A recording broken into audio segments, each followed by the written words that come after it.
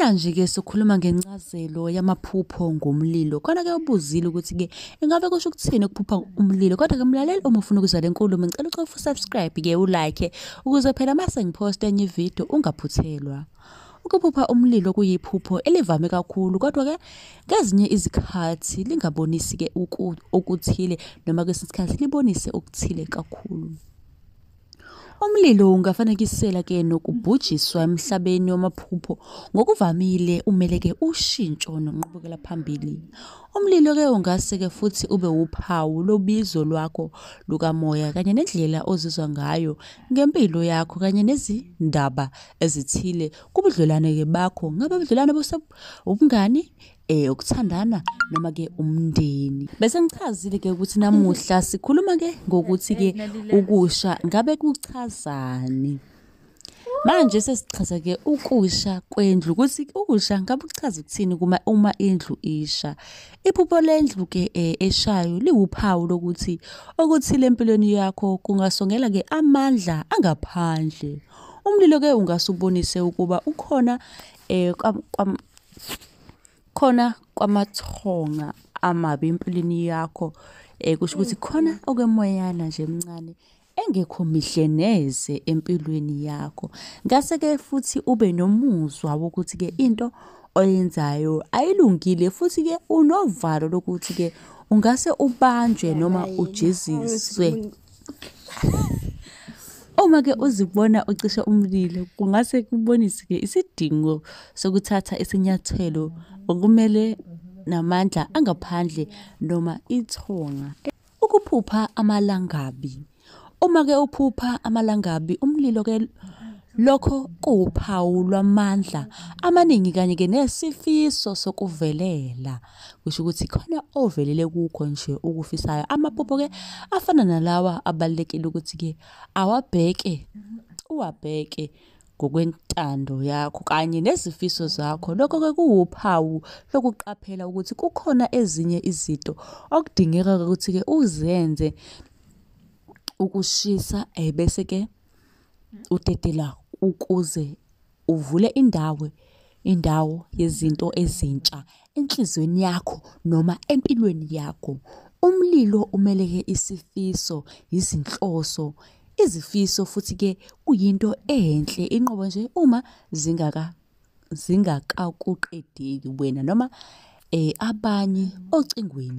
Ukuphupha ubalekela umlilo. Iphupho ke elokweqa umlilo limelela ke ukwesaba, ukwehluleka noma ke ukulahlekelwa. Kusho ukuthi khona usabe ke ukuthi kungase ke ukulahlekela uma ungakwazi ukugijima kusuke ukusukela ke emalangabeni ephusheni lakho nje kube ngathi ubupheke izinyawo. Lokho ke kungase ke kubonise ukuthi uzizwa ukhungathekile ngezimo zakho noma untula amakhono adingekayo ukuze unqobe inkinga. Uma uphupha ke ubalekela umlilo ovuthayo cishe ke ucabanga ngokuthile empilweni yakho okungalawuleki.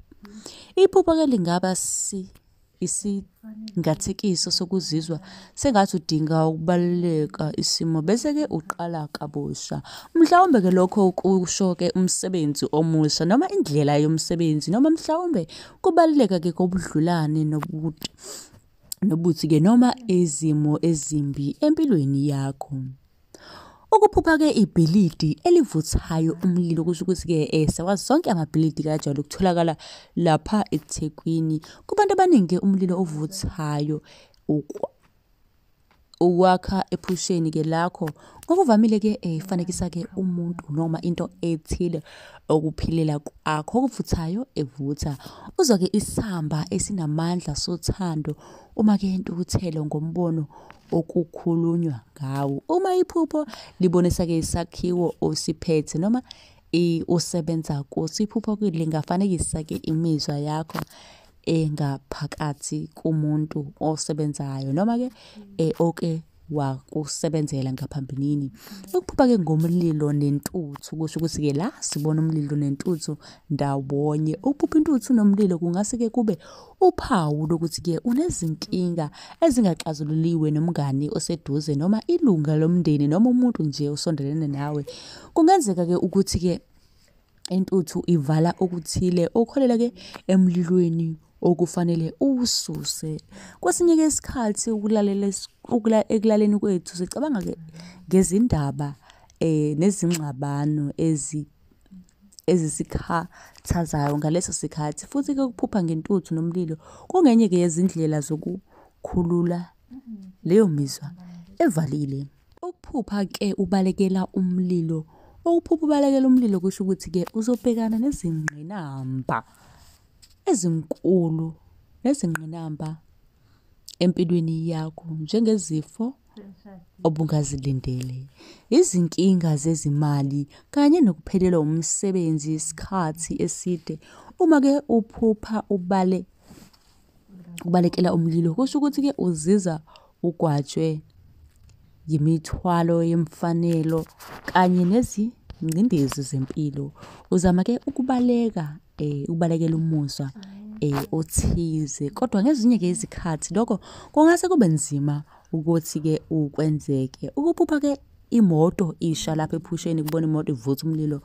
Ukuphupha imoto-ke isha kufanekisela-ke ukucekelwa phansi nezinkinga. Uphawu-ke lwephupho lukutshela-ke ukuthi okuthile empilweni yakho kuzobhujiswa noma kushe amalangabi, kungakhathaleki ukuthi ngabe wenzani. Amaphupho emoto evuthayo akhombisa-ke ukuthi maduzane noma nezinkinga, uzoba nezinkinga ezinkulu. Ukuze uzigweme, naka imininingwane icashile ekuzungezile. Ukuphupha-ke umuntu efa emlilweni. Uma-ke uphupha umuntu efa emlilweni, lokho-ke kusho ukuthi-ke kukhona okuthile okumele-ke ushintshe empilweni yakho. Umlilo uwuphawu olunamandla, olubuhlungu futhi-ke olubhubhisayo, kodwa ezandleni ezilungile ungashisa ngamandla ungenalutho nje, kodwa ubonishisa ngamandla. Ukukhanya okukhanyayo nokufudumala. Ukuphupha-ke ukufa ngomlilo kusho inguquko enkulu oyenzayo noma ushintsho olukhulu olenzayo. Ukuphupha-ke iloli lisha livutha umlilo. Umloli-ke lezicishamlilo liwuphawu-ke lwamandla, isibindi. Uma-ke uphupha iloli ungase-ke uzizwe ugajwe izinhlobonhlobo zezenzakalo zempilo. Cabanga ukuthi-ke iloli lingase limelele-ke ephusheni. Lokhu-ke kungakusiza uthole umsuka wokukhathazeka noma-ke ukwesaba kwakho. Uma uphupha iloli lezicishamlilo kuwuphawu-ke lokushintsho oluhle noma-ke isexwayiso sokuqaphela kuko konke okwenzayo. Uma-ke uphupha izinwele zivutha. Uphupha iy'nwele-ke zivutha ngokujwayelekile kusho ukuthi kukhona okukushiye udangele futhi ukhathazekile. Uzwa sengathi-ke kukhona okubi okukusukelayo noma ukuthi-ke impilo yakho ngendlela-ke thizeni ithathe ujika elingalungile, kusho ukuthi ihambe ngendlela erongi. Ucindezelekile futhi-ke ukhathazekile, mhlawumbe unovalo ngento ethize.